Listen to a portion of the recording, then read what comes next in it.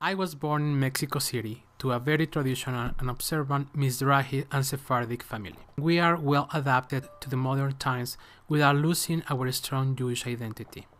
Growing up, I ate Judaism for breakfast, lunch, and dinner.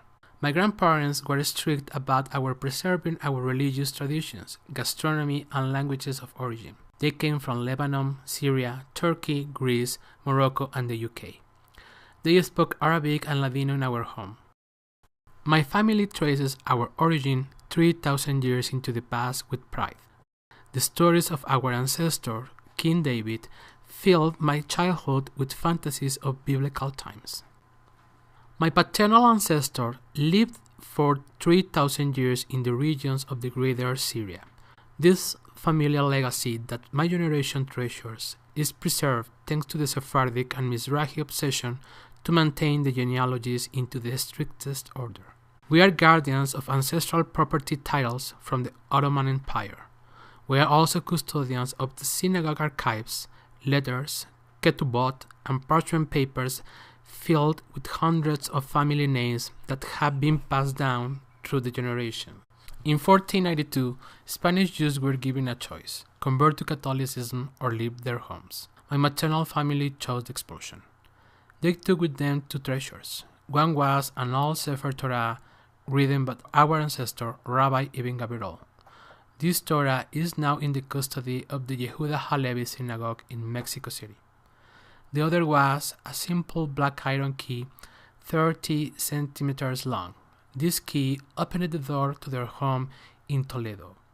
Like many families, the hope to return to their home in Deir Sefarat never left them. In the summer of 1992, the 500th anniversary of the expulsion of the Jews of Spain, my family, along with many hundreds of other Sephardic Jews, traveled to Spain for a symbolic return. My sister Sandra, currently the guardian of the key, had brought the key with her. We walked through the Jewish quarter. It is still filled with homes from medieval times. We came to the street where our house was supposed to be located. An old lady was staring at us with curiosity. She approached us and said, "You are not the only ones with those keys." They always return to find their old home. My family engaged in a conversation with the kind woman, who looked at the key, guided us to the next street saying, "It must be one of these houses." We took a chance and knocked the door of the first house. Another old lady opened the door, and my grandfather told her about the history of our family. The woman was at first confused, and then allowed us to try our key. The key fit in the ancient keyhole and opened the door. We felt so fortunate. In our first attempt, we had found the house.